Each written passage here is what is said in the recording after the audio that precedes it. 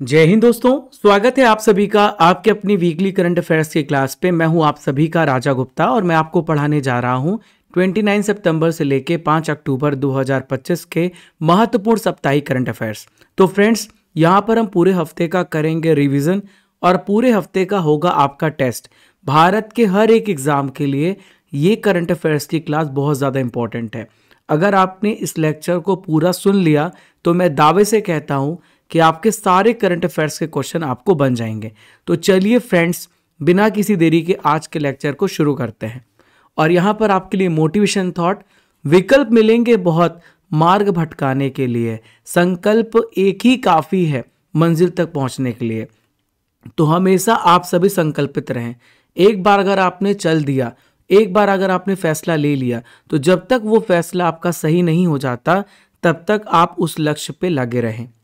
आइए देखते हैं आज का पहला इंपॉर्टेंट करंट अफेयर और आप सभी को इन सभी प्रश्नों का उत्तर कमेंट बॉक्स पे देना है। देखिए, भारतीय क्रिकेट कंट्रोल बोर्ड बीसीसीआई के वर्तमान अध्यक्ष कौन बने हैं? तो बीसीसीआई के अध्यक्ष बने हैं मिथुन मनहास। क्या नाम है इनका? मिथुन मनहास। अब यहाँ पर आपको ऑप्शंस को भी देखना है। तो दीपक मित्तल बने यूएई के राजदूत बने हैं। टीसी कल्याणी भारत के वर्तमान में सीजीए बने हैं। और दिनेश कुमार पटनायक ये कनाडा में भारत के राजदूत बने हैं। तो इन सभी ऑप्शन को भी आपको ध्यान में रखना है। देखिए, आप यहाँ पे तस्वीरों में देख रहे हैं मिथुन मनहास को, जो कि भारतीय क्रिकेट कंट्रोल बोर्ड बीसीसीआई के अध्यक्ष यहाँ पे बनाए गए हैं।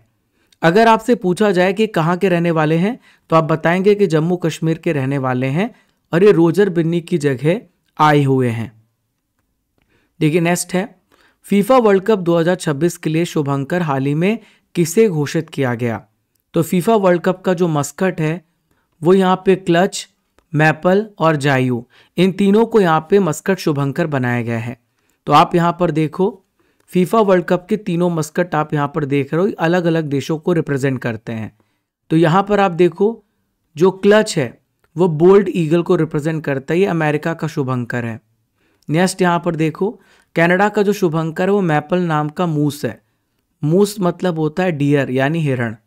और यहाँ पर देखो, अब मैक्सिको का जो शुभंकर है ये जायू है, ये जगुआर है। क्लियर है? तो 2026 में फीफा वर्ल्ड कप होने जा रहा है और इसके लिए तीनों नए शुभंकरों की अभी घोषणा हो गई है। नेक्स्ट है, जम्मू कश्मीर में कितनी नई अटल टिंकरिंग लैब यहाँ पे स्थापित करने का फैसला किया गया है? तो जम्मू कश्मीर में अटल टिंकरिंग लैब्स बनाए जाएंगे। तो कितने यहाँ पे बनाए जाएंगे?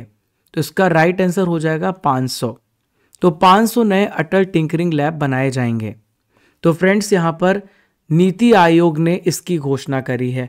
देखिए, नीति आयोग की स्थापना 2015 में हुई है और देश के जो प्राइम मिनिस्टर वो इसके प्रेजेंट में अध्यक्ष हैं।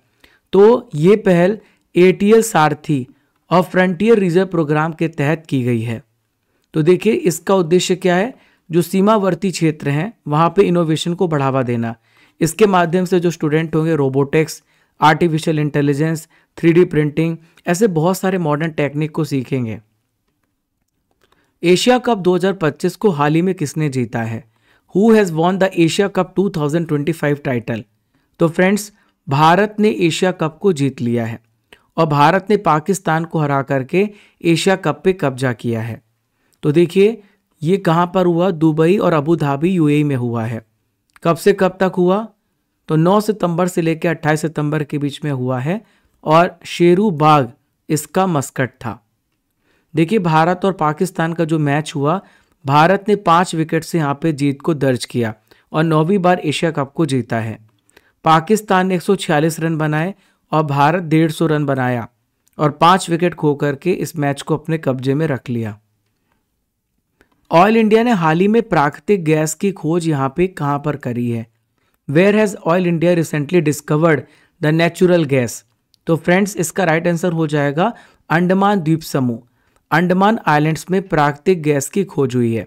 देखिए, अंडमान आइलैंड्स पे बहुत ज़्यादा अपॉर्चुनिटी, अवसर देखने को मिल रहा है संसाधनों का। तो ऑयल इंडिया लिमिटेड ने अंडमान द्वीप समूह के पास भारत की पहली नेचुरल गैस की खोज करी है। तो ये खोज विजयपुरम 2 नाम के कुएं हैं वहां पर करी गई है। भारत ने सैफ अंडर 17 फुटबॉल चैंपियनशिप 2025 का फाइनल में हाल ही में किस देश को हराया है? तो सैफ अंडर 17 फुटबॉल चैंपियनशिप में भारत ने किसको हराया है? बांग्लादेश को हरा करके कब्जा किया है। तो भारत ने बांग्लादेश को हराया है और 7वां सैफ अंडर 17 फुटबॉल खिताब यहाँ पे जीत लिया है। तो फाइनल मुकाबला श्रीलंका के कोलंबो के रेस कोर्स में इंटरनेशनल स्टेडियम में खेला गया था। भारत ने 7वीं बार सैफ अंडर 17 फुटबॉल चैंपियनशिप का टाइटल जीता है। ये भारत की लगातार 4th कॉन्स्टिट्यूटिव विन थी। 2022 से लेकर 25 तक हर साल भारत इसका चैंपियन रहा। हाल ही में भारत और भूटान के बीच में कितनी सीमा पार रेल लिंक विकसित करने पर सहमति जताई गई है? How many cross border rail link have been agreed to be developed between India and Bhutan? तो देखिए 2 यहाँ पे रेल लिंक किया जा रहा है जो भारत और भूटान को आपस में जोड़ेगा। तो इस पे 4033 करोड़ रुपए का लागत आएगा। तो 2 नई सीमा पार रेल परियोजनाओं को डेवलप किए जाने पर सहमति जताई गई है। तो जो पहली परियोजना होगी वो कोकराझार असम से गेलेफू भूटान तक होगी 69 किलोमीटर, और जो दूसरी परियोजना होगी वो 2.39 किलोमीटर हिस्सा होगी भूटान की सीमा पर आएगा। तो परियोजना जो है बनार हाट वेस्ट बंगाल से लेके समच से भूटान तक होगी 20 किलोमीटर लंबी। इस पे जो टोटल कॉस्ट आने वाली है वो 577 करोड़ रुपए आने वाली है। इटली की पीएम जॉर्जिया मेलोनी की एक आत्मकथा है I am Giorgia my roots my principle. इसकी प्रस्तावना को किसने लिखा है? तो इसे यहाँ पे नरेंद्र मोदी जी ने लिखा है जो देश के वर्तमान में प्राइम मिनिस्टर हैं। तो इटली की प्राइम मिनिस्टर जॉर्जिया मेलोनी की ऑटोबायोग्राफी है I am Giorgia my roots my principle. इसकी प्रस्तावना यहाँ पे लिखी गई है। तो ये आत्मकथा मेलोनी की जो ऑटोबायोग्राफी है ये इंडियन एडिशन में आपके लिए अवेलेबल रहेगी। देखिए फ्रेंड्स, अगर आपको इस क्लास की पीडीएफ चाहिए तो आप डाउनलोड कर लीजिए स्टडी कर एप्लीकेशन। ये एप्लीकेशन आपको स्टडी कर गूगल प्ले स्टोर पे अवेलेबल है। तो फ्रेंड्स, हमने मंथली करंट अफेयर्स की बुक को लॉन्च किया है जो आपको ई बुक सेक्शन में जाके मिलेगा। वहाँ पे लिखा होगा मंथली करंट अफेयर्स हिंदी और इंग्लिश मीडियम में। तो आप जा करके वहाँ पे पीडीएफ को डाउनलोड कर सकते हैं। इसके अलावा प्रीमियम कोर्सेस में जाएंगे तो अगर आपको पूरे 12 महीने की इंग्लिश मीडियम और 12 महीने की हिंदी मीडियम में 2024-2025 का हर महीने का पैकेज चाहिए तो आप जा करके डाउनलोड कर लेना। इसके अलावा टेस्ट सीरीज़ है, जो क्लास आप देख रहे हो वीकली करंट अफेयर्स की, अभी इसकी पीडीएफ आपको अवेलेबल हो जाएगी जैसे ही क्लास एंड होगी। इंपॉर्टेंट पेड कोर्सेज भी हैं, टेस्ट पास भी हैं, जा करके चेकआउट करिएगा। ठीक है, तो फ्रेंड्स अगर चैनल पे नए हो तो सब्सक्राइब कर दीजिए, लाइक कर दीजिए, शेयर कर दीजिए और Raja Gupta current affair Telegram channel को ज्वाइन कर लीजिए जहां पर रेगुलर आपको क्विज, इंपॉर्टेंट नोटिफिकेशन ये सब कुछ मिलता रहता है। चैनल पर अगर आप नए हो तो अगर आपको कोई भी हेल्प चाहिए तो आप इस नंबर पर कॉन्टैक्ट करना, तो हम और हमारी टीम आपकी पूरी हेल्प करेंगे। अगला प्रश्न है, लड़कियों में बाल विवाह के मामलों में कितने % का गिरावट दर्ज किया गया है? What is the percentage decline in child marriage cases among girls? तो फ्रेंड्स 69% का यहाँ पे डिक्लाइन रेट यहाँ पे देखा गया है और भारत में बाल विवाह के जो मामले हैं उसमें हिस्टोरिकल गिरावट दर्ज करी गई है।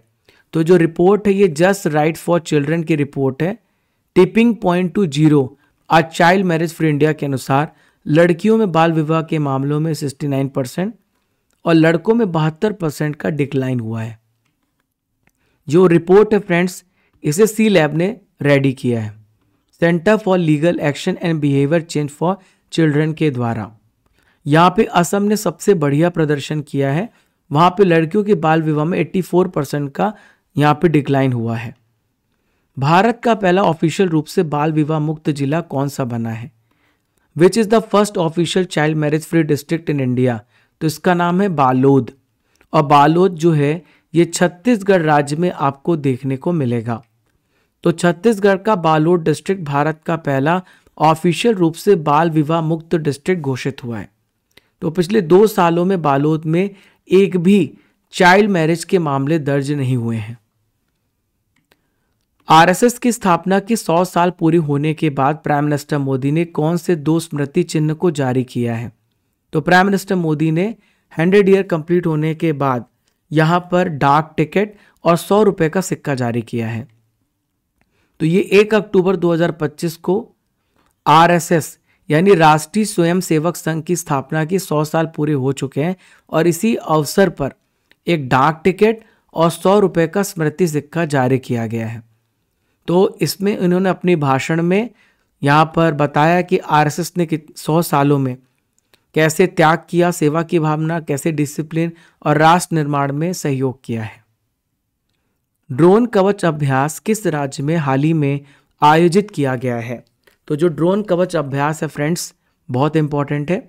ये अरुणाचल प्रदेश में हुआ है। देखिए, भारतीय सेना ने 25 से लेकर 28 सितंबर के बीच में यहाँ पे अरुणाचल प्रदेश पे ड्रोन कवच अभ्यास किया है। देखिए, ये जो अभ्यास है, सेना की जो पूर्वी कमान है वहाँ पर स्पीयर क्रॉप से और इसके द्वारा आयोजित किया गया। भारत तिब्बत सीमा पुलिस बल के जवानों ने इसमें पार्टिसिपेट किया है। तो इसका उद्देश्य है आधुनिक ड्रोन टेक्निक और काउंटर ड्रोन सिस्टम का परीक्षण करना। इंटरव्यू किससे यानी इंटरव्यू एनेक्डोट्स पोर्टल को हाल ही में किसने शुरू किया है? तो यूनियन पब्लिक सर्विस कमीशन के द्वारा 100 साल पूरे होने के बाद इंटरव्यू किससे स्टार्ट किया गया एक पोर्टल है। तो फ्रेंड्स, यूपीएससी ने इंटरव्यू किससे नाम का एक नया पोर्टल लॉन्च किया है। तो इसका उद्देश्य है सिविल सेवा साक्षात्कार, इंटरव्यू से जुड़ी कहानियों को साझा करना।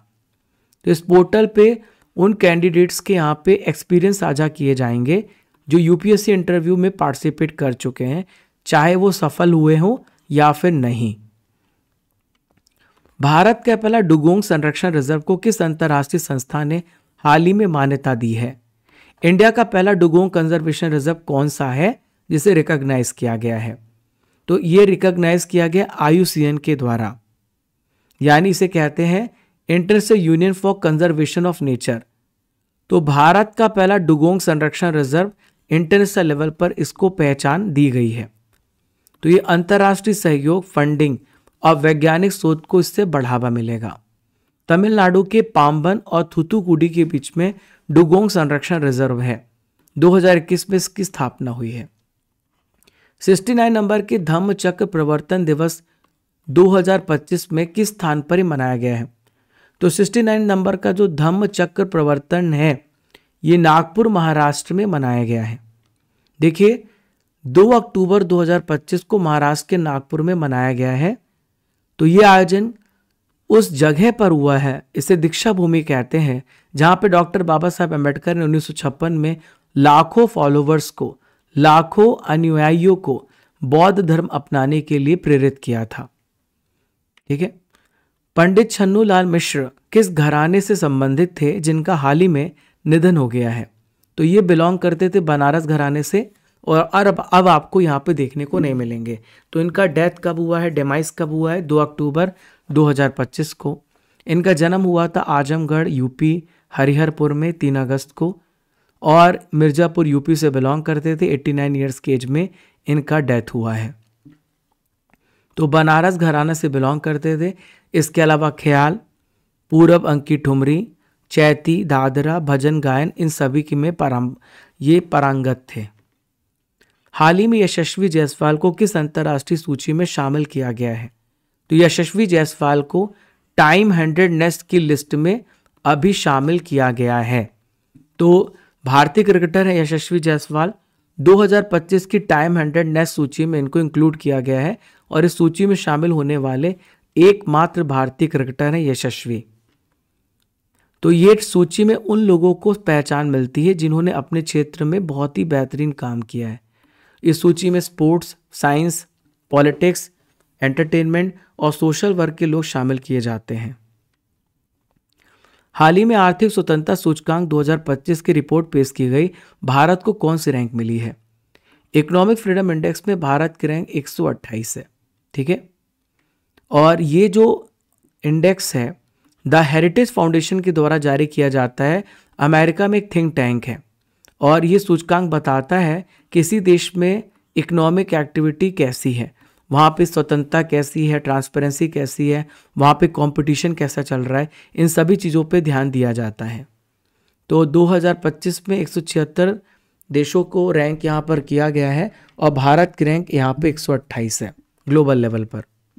तो हम बात करें, सिंगापुर टॉप में है 84.1 स्कोर के साथ, स्विट्जरलैंड 83.7 के साथ और आयरलैंड 83.1 के साथ थर्ड प्लेस पर है।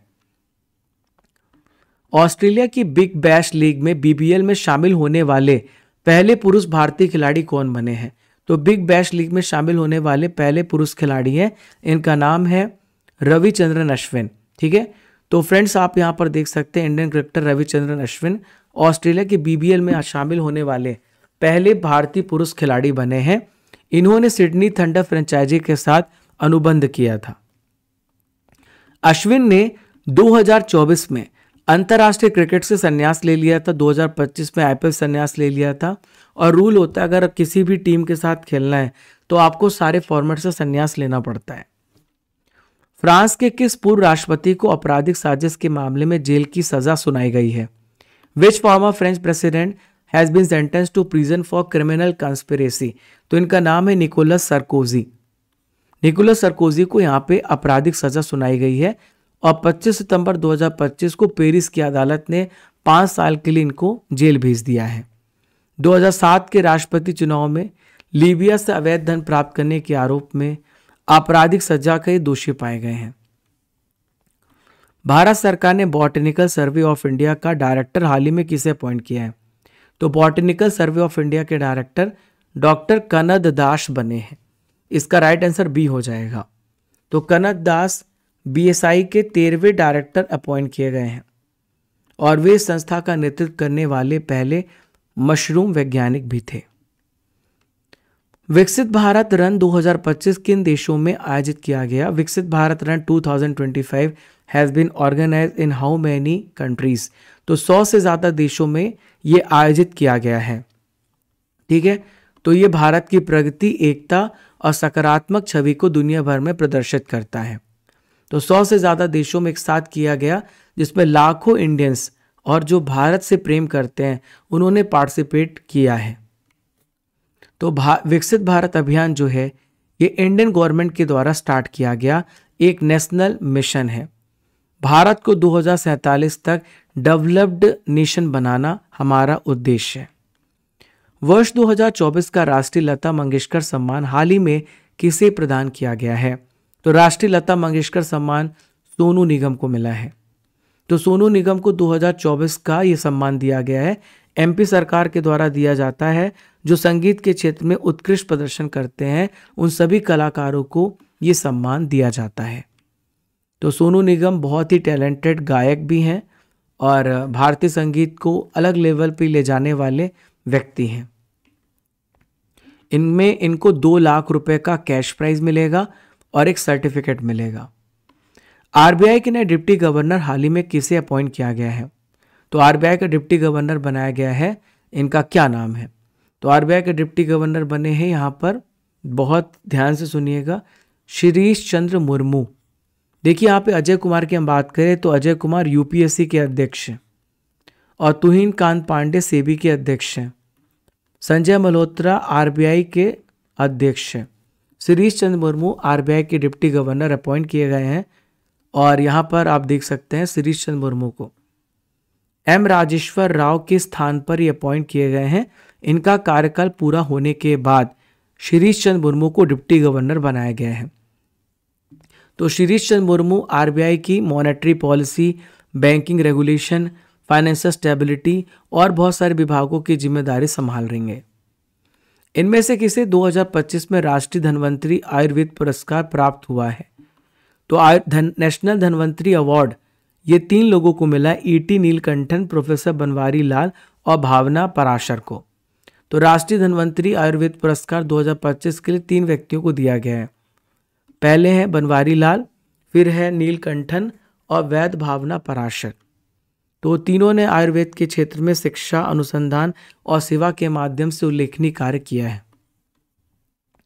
नाइलिट डिजिटल विश्वविद्यालय प्लेटफॉर्म का उद्घाटन किस केंद्रीय मंत्री ने हाल ही में किया है? तो नाइलिट डिजिटल यूनिवर्सिटी प्लेटफॉर्म, यहाँ पर इसका उद्घाटन भारत के जो अश्विनी वैष्णव हैं, जो कि रेलवे मिनिस्टर हैं, इन्होंने इसका उद्घाटन किया है। तो भारत के इलेक्ट्रॉनिक्स और सूचना प्रौद्योगिकी मंत्री भी हैं अश्विनी वैष्णव। 2 अक्टूबर को इसका उद्घाटन किया गया है न्यू दिल्ली में नाइलीड डिजिटल विश्वविद्यालय प्लेटफॉर्म का। ये प्लेटफॉर्म क्या करेगा? युवाओं को डिजिटल शिक्षा के माध्यम से नई टेक्नोलॉजी के बारे में ट्रेन करेगा। डिजिटल इंडिया, स्किल इंडिया और राष्ट्रीय शिक्षा नीति 2020 के टारगेटों को ये यहाँ पे सपोर्ट करता है। भारत सरकार ने इलेक्ट्रिक वाहन में ध्वनि चेतावनी प्रणाली को कब से अनिवार्य कर दिया है? इसे बोलते AVAS। ये एक नॉइज वार्निंग सिस्टम है, एडवांस्ड नॉइज वार्निंग सिस्टम है। तो अक्टूबर 2027 तक यहाँ पर ध्वनि चेतावनी प्रणाली को अनिवार्य किया गया है। तो भारत सरकार ने रोड सेफ्टी को ध्यान में रखते हुए एक बड़ा डिसीजन लिया है।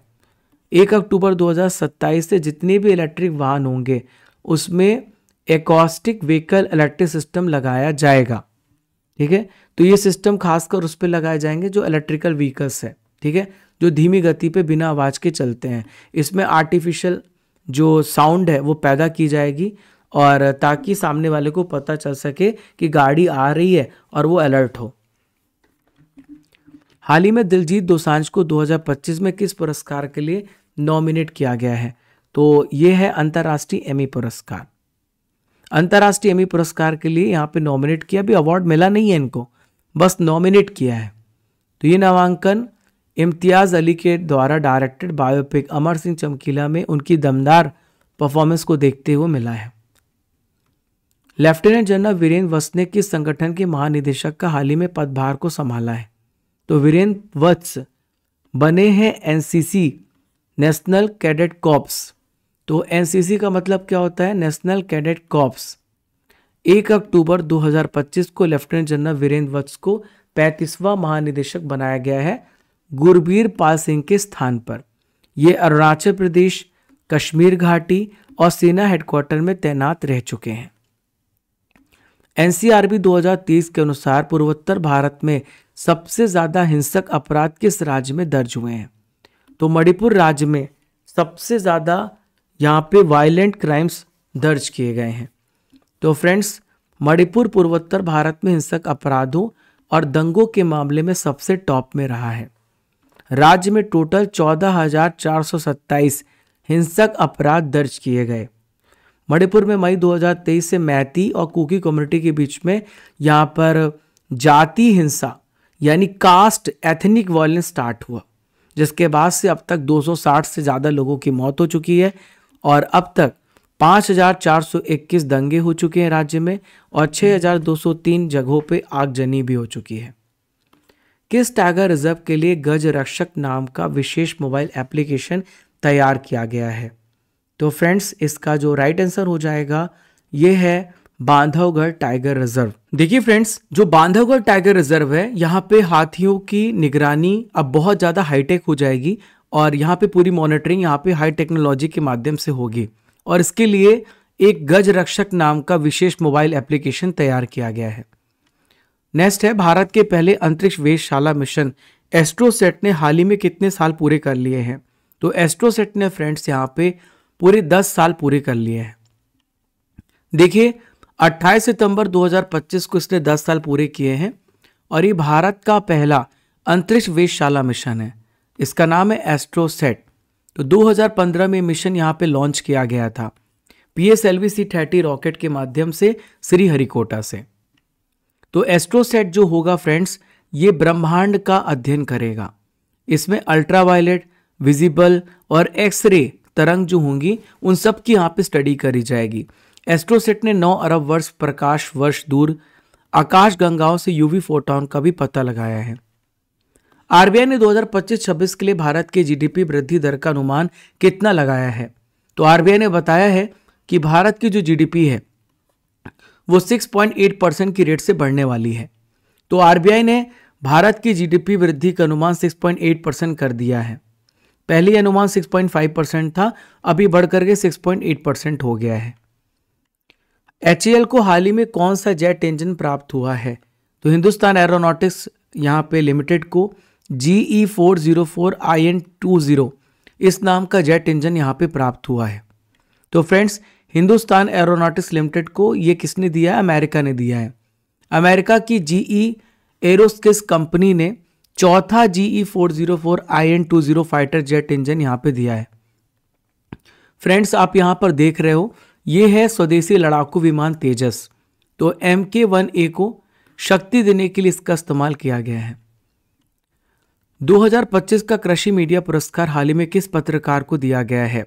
तो ये अवार्ड दिया गया है आमसी प्रसन्न कुमार को। तो आमसी प्रसन्न कुमार को कृषि मीडिया पुरस्कार से सम्मानित किया गया है। तो आप यहाँ पे जर्नलिस्ट आमसी प्रसन्न कुमार को देख रहे हैं। तो ये सम्मान कृषि क्षेत्र में उनके उत्कृष्ट जर्नलिज्म के लिए दिया गया है। तो ये किसानों की इन्होंने जो प्रॉब्लम्स है, किसानों की यहाँ पे जो फार्मिंग टेक्निक्स हैं और रूरल जो फार्मर्स है, ग्रामीण जीवन से संबंधित मुद्दे को बहुत ही प्रभावशाली ढंग से उजागर किया है। भारत का पहला पूरी तरीके से स्वदेशी 4G स्टैक का उद्घाटन किसने किया है? तो भारत का पहला 4G इंडिजीनियस स्टैक का उद्घाटन बहुत इंपॉर्टेंट है, यहाँ पे नरेंद्र मोदी जी ने किया है। तो दोस्तों, अब आपको यहाँ पर जो BSNL है वो 3G से 4G में पूरी तरीके से अपग्रेड हो गया है। किस राज्य के गोकुल जलाशय और उदयपुर झील को रामसर साइट का हाल ही में दर्जा दिया गया है? तो गोकुल जलाशय और उदयपुर झील ये दोनों आपको बिहार में देखने को मिलेंगे। अब बिहार में टोटल 93 यूनेस्को साइट पूरे भारत में हो चुके हैं और बिहार में 2 और ऐड हो गए हैं। तो बिहार का गोकुल जलाशय बक्सर में है और उदयपुर झील ये पश्चिम चंपारण में है। इसको रामसर साइट का भी दर्जा दिया गया है। BCCI के वरिष्ठ चयन समिति में किस पूर्व क्रिकेटर को हाल ही में इंक्लूड किया गया, शामिल किया गया है? तो BCCI के यहाँ पर देखिए आप, यहाँ पे प्रज्ञान ओझा को शामिल किया गया है as a chief senior selection committee में। तो आप यहाँ पर देख सकते हैं, यहाँ पे एक बॉलर है, इनका नाम है RP सिंह और क्रिकेटर है प्रज्ञान ओझा। इन दोनों को अभी BCCI की सीनियर सिलेक्शन कमेटी में शामिल किया गया है। भारत के अटॉर्नी जनरल के रूप में हाल ही में किसे वापस से रीअपॉइंट किया गया है? तो भारत का यहाँ पे अटॉर्नी जनरल वापस से R वेंकट रमणी को अपॉइंट किया गया है। ठीक है, R वेंकट रमणी आप ध्यान में रखिएगा। तो यहाँ पे वेंकट रमणी 2025 में वापस से अटॉर्नी जनरल अपॉइंट किए गए हैं और इनका कार्यकाल 2027 तक होगा। देखिए, भारत में जो अटॉर्नी जनरल होता है वो आर्टिकल 76 के तहत चुना जाता है। 2025 में business line change maker of the year पुरस्कार हाल ही में किस संगठन को मिला है? तो business line change maker award यहाँ पे दिया गया है। किसको दिया गया है? DRDO को यह अवार्ड दिया गया है। देखिए, DRDO का फुल फॉर्म होता है डिफेंस रिसर्च डेवलपमेंट ऑर्गेनाइजेशन। इसे अवार्ड मिला business line change maker of the year का अवार्ड। ठीक है, तो 2025 में स्वदेशी रक्षा तकनीक और ऑपरेशन सिंदूर में इन्होंने अहम योगदान दिया है, इसके लिए इनको अवार्ड दिया गया है। मोंडिया कल्ट 2025 का समापन किस शहर में हुआ है? तो मोंडिया कल्ट ये बार्सिलोना में हुआ है। देखिए, सांस्कृतिक नीतियां और सतत विकास पर यूनेस्को विश्व सम्मेलन है मोंडिया कल्ट। तो इसका जन्म बार्सिलोना स्पेन में हुआ है।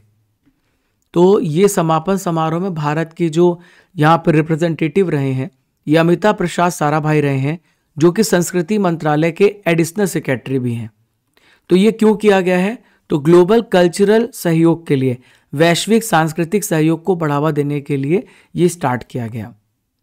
11 नंबर का विश्व हरित अर्थव्यवस्था शिखर सम्मेलन 2025 किस शहर में आयोजित हुआ है? तो 11 नंबर का वर्ल्ड ग्रीन इकोनॉमी समिट ये कहाँ पर हुआ है? Very very important. तो फ्रेंड्स, ये कहाँ पर हुआ है? दुबई में हुआ है।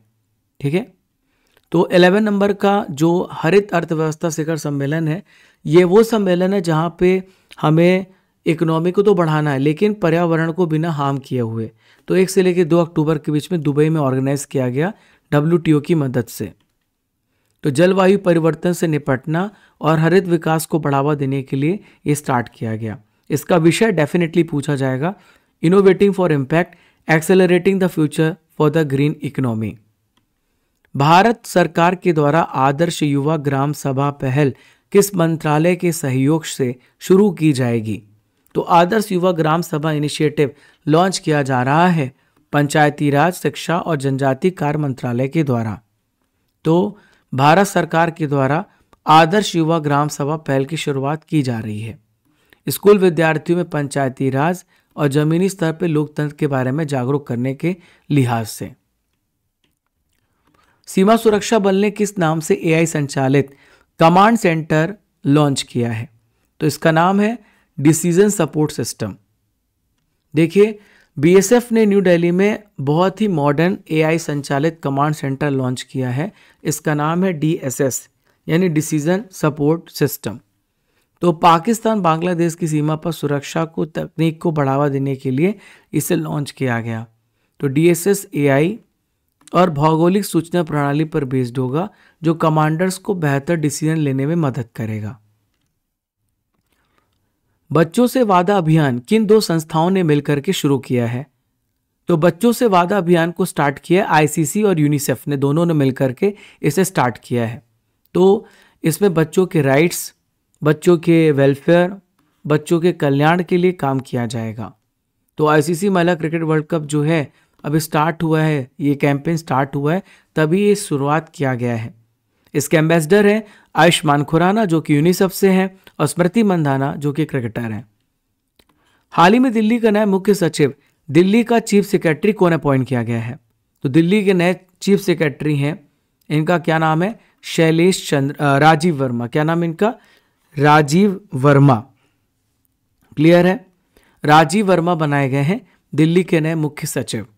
तो 1992 बैच के आईएएस ऑफिसर है राजीव वर्मा। तो ये चंडीगढ़ के मुख्य सचिव के पद पर कार्यरत थे। अब दिल्ली का नया इनको चीफ सेक्रेटरी अपॉइंट किया गया है। 2022 से लेकर 24 तक चंडीगढ़ के प्रशासक के सलाहकार भी रह चुके हैं। किस राज्य के पर्यटन विभाग को वर्ष 2025 का वैश्विक पर्यटन पुरस्कार मिला है? तो ग्लोबल टूरिज्म अवार्ड यहाँ पे आंध्र प्रदेश को दिया गया है। देखिए, आंध्र प्रदेश पर्यटन विभाग को 2025 का ग्लोबल टूरिज्म अवार्ड मिला है। तो ये सम्मान राज्य के भारत के सबसे जो आशाजनक पर्यटन स्थल है, यानी लगातार उस पर काम करने के लिए अवार्ड दिया गया है। उन्मेष महोत्सव 2025 ये कहाँ पर आयोजित हुआ? तो उन्मेष महोत्सव हुआ है फ्रेंड्स पटना में। कहाँ पर हुआ है? पटना में हुआ है। तो उन्मेष महोत्सव का तीसरा एडिशन हुआ है 25 से लेकर 28 सितंबर के बीच में। जगह है अशोक कन्वेंशन सेंटर। तो ये महोत्सव भारत के जो कल्चरल और साहित्य अकादमी के द्वारा किया गया है। बुआ लोई तूफान ने किस देश को हाल ही में प्रभावित किया है? तो साइक्लोन बुआ लोई ने वियतनाम, फिलीपींस और थाईलैंड इन तीनों को प्रभावित किया है। ठीक है। माय भारत मोबाइल एप्लीकेशन को हाल ही में किसने लॉन्च किया है? तो माय भारत एप्लीकेशन को लॉन्च किया है, यहाँ पर बहुत इंपॉर्टेंट है, भारत के sports minister doctor Mansukh Mandaviya ji ने। तो डॉक्टर मनसुख मंडाविया जो कि केंद्रीय युवा मामले एवं खेल मंत्रालय को संभाल रहे हैं, इन्होंने 1 अक्टूबर 2025 को माय भारत मोबाइल एप्लीकेशन को लॉन्च किया है और इसका विकास किया है डिजिटल इंडिया कॉरपोरेशन ने। देश के युवाओं को डिजिटल रूप से जोड़ना और लीडरशिप और राष्ट्र निर्माण में भागीदारी बढ़ाना के उद्देश्य से इसे लॉन्च किया है। तो इसकी विशेषताएं वॉलंटियरिंग होगी, इंटर्नशिप होगी, मेंटरशिप होगी और लर्निंग के नए यहाँ पे अपॉर्चुनिटी को तैयार करना है। भारत का पहला मैरीटाइम सिमुलेशन सेंटर ये कहाँ पे शुरू किया गया है? तो इंडिया का पहला मैरीटाइम सिमुलेशन सेंटर कहाँ पे लॉन्च किया है? थेनपट्टिनम, चेन्नई में। कहाँ पर? थेनपट्टिनम, चेन्नई में। तो भारत का पहला मैरीटाइम सिमुलेशन सेंटर चेन्नई के पास अमेट नॉलेज पार्क में स्टार्ट किया गया है। महिला वनडे में भारत की दूसरी सबसे ज्यादा विकेट लेने वाली महिला गेंदबाज का नाम बताइए। तो इंडिया की सेकंड हाईएस्ट विकेट टेकर है दीप्ति शर्मा, आपको ध्यान में रखना है। देखिए, दीप्ति शर्मा भारत की दूसरी सबसे ज्यादा विकेट लेने वाली गेंदबाज बन गई हैं। नीतू डेविड ने 141 विकेट लिया है और इन्होंने रिकॉर्ड तोड़ दिया है। हिमाचल प्रदेश का कौन सा क्षेत्र यूनेस्को के विश्व बायोस्फीयर रिजर्व नेटवर्क में शामिल किया गया है? तो यह शीत मरुस्थल बायोस्फीयर रिजर्व। हिमाचल प्रदेश में कोल्ड डेजर्ट बायोस्फीयर रिजर्व्स को यहाँ पे शामिल किया गया है और भारत का यह 20वां बायोस्फीयर रिजर्व है जिसे इंटरनेशनल मान्यता मिली है। देश का पहला एकीकृत ऑन्कोलॉजी अनुसंधान एवं देखभाल केंद्र कहाँ पे स्थापित किया गया है? तो इंडिया का पहला इंटीग्रेटेड ऑन्कोलॉजी रिसर्च और केयर सेंटर जहाँ पे दोनों काम होंगे। यहाँ पे रिसर्च भी होगा, केयर सेंटर भी होगा, तो गोवा में स्थापित किया गया है। तो आयुष मंत्रालय ने गोवा में अखिल भारतीय आयुर्वेद संस्थान में देश का पहला इंटीग्रेटेड ओंकोलॉजी और यहाँ पे देखभाल केंद्र का स्टार्टिंग किया है। तो कैंसर रोगियों को यहाँ पे सारे प्रकार की सुविधाएं मिलेंगी। यहाँ पर इनका इलाज होगा आयुर्वेद यहाँ पे टेक्निक का इस्तेमाल करके और आधुनिक चिकित्सा दोनों को यूज करके। विश्व तीरंदाजी पैरा चैंपियनशिप में शीतल देवी ने महिलाओं की कंपाउंड व्यक्तिगत स्पर्धा में कौन सा मेडल जीता है? तो विमेंस कंपाउंड इंडिविजुअल इवेंट में यहाँ पे शीतल देवी ने गोल्ड मेडल हासिल किया है। तो दक्षिण कोरिया के ग्वांगजू में हुआ था विश्व तीरंदाजी पैरा चैंपियनशिप। तो आप यहाँ पे शीतल देवी को देख रहे हैं, इन्होंने गोल्ड मेडल भारत को दिलाया है। फाइनल मुकाबले में तुर्की की दुनिया की जो नंबर 1 पैरा तीरंदाज है ओजनूर क्यूर गिरडी, उनको हराया है। संयुक्त राष्ट्र ने किस देश पे वापस से आर्थिक और सैन्य प्रतिबंध लगाए हैं?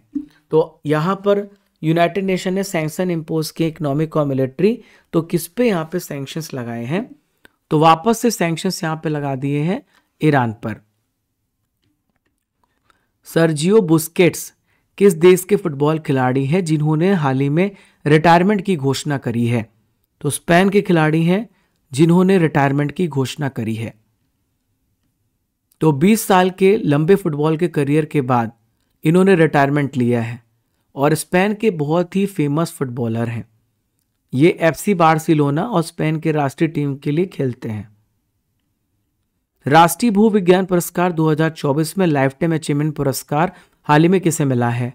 तो ये अवार्ड दिया है प्रोफेसर श्याम सुंदर राय को। ठीक है, तो राष्ट्रपति द्रौपदी मुर्मू ने राष्ट्रीय भूविज्ञान पुरस्कार प्रदान किए।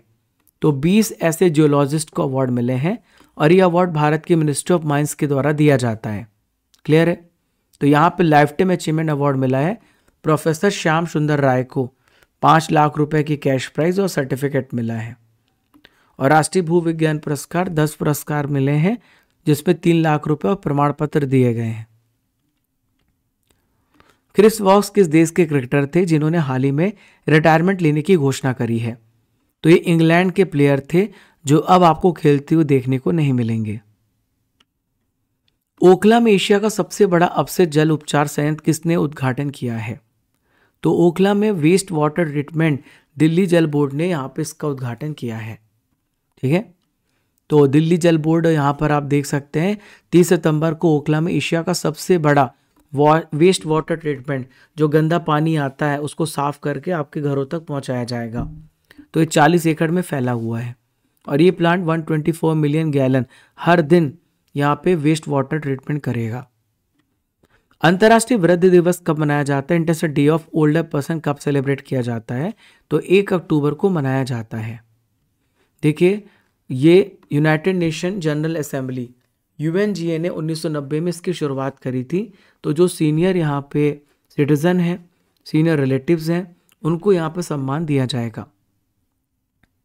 2025 की थीम है स्थानीय और वैश्विक कार्रवाई करने वाले वृद्धजन, हमारी आकांक्षाएं, हमारी भलाई, हमारे अधिकार। महात्मा गांधी जी की कौन सी जयंती 2 अक्टूबर 2025 को मनाई गई है? तो महात्मा गांधी जी की 156 नंबर की जयंती मनाई जा चुकी है। महात्मा गांधी जी का पूरा नाम है मोहनदास करमचंद गांधी। 2 अक्टूबर 1869 को पोरबंदर गुजरात में इनका जन्म हुआ था और नथुराम गोडसे ने 30 जनवरी 1948 को इनकी हत्या कर दी थी। दृष्टिबाधित महिला T20 वर्ल्ड कप 2025 की मेजबानी कौन सा देश संयुक्त रूप से करेगा? तो इसकी जो मेजबानी है महिला T20 वर्ल्ड कप ब्लाइंड की, ये भारत और श्रीलंका मिलकर के करने वाले हैं। देखिए, तो 11 से लेकर 25 नवंबर के बीच में होगा और ये cricket association for the blind in India के द्वारा इसका आयोजन किया जा रहा है। $500 बिलियन की टोटल संपत्ति हासिल करने वाले पहले व्यक्ति कौन है? तो फ्रेंड्स, इनका नाम है इलोन मस्क। इन्होंने $500 बिलियन यहाँ पर प्राप्त किए हैं। तो फोर्ब्स के अनुसार $500 बिलियन की जो टोटल संपत्ति है ये हासिल करने वाले पहले ऐसे व्यक्ति हैं। ठीक है, दिसंबर 2024 में टोटल संपत्ति $400 बिलियन से ज़्यादा इनकी पार हो गई थी। IMF मिशन किस एजेंसी के द्वारा लॉन्च किया गया? तो ये नासा के द्वारा लॉन्च किया गया मिशन है। देखिए फ्रेंड्स, यहाँ पे इस मिशन को नासा ने लॉन्च किया है और इस मिशन का नाम है IMAP यानी Interstellar mapping and acceleration probe. ये 2025 अक्टूबर में लॉन्च होगा और लॉन्चिंग का जो स्थान है वो केप कैनावेरल फ्लोरिडा है।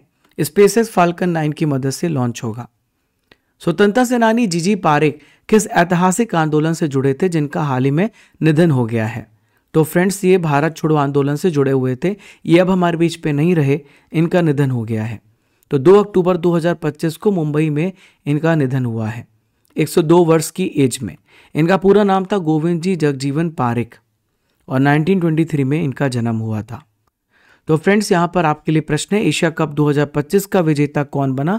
इस प्रश्न का उत्तर आप सभी को कमेंट बॉक्स पे देना है। डियर स्टूडेंट्स, अगर आप आज ही यहाँ पर इस बैच को ज्वाइन करना चाहते हैं तो आशा करता हूँ कि आपको आज का सेशन पसंद आया होगा। और अगर आप अर्जुन जीएस फाउंडेशन बैच को ज्वाइन करना चाहते हैं तो 599 में आपको ये बैच मिलेगा। आपको कूपन कोड यूज़ करना है सितंबर 400, जहाँ पे 3 साल की वैलिडिटी के साथ आपको ये बैच 599 में मिलेगा।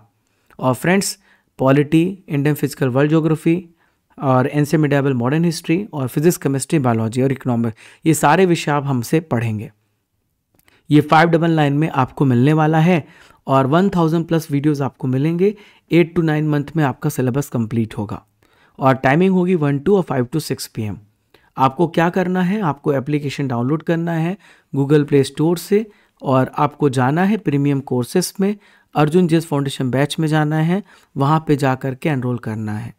ई बुक्स हैं 6 महीने, 8 मंथ, 9 मंथ, 10 मंथ और मंथली जा कर के चेकआउट करेगा। टेस्ट सीरीज़ भी है आपके लिए। इसके अलावा फ्रेंड्स, हम बात करें तो यहाँ पे 4000 प्लस टेस्ट आपको मिलते हैं 1 साल की वैलिडिटी के साथ।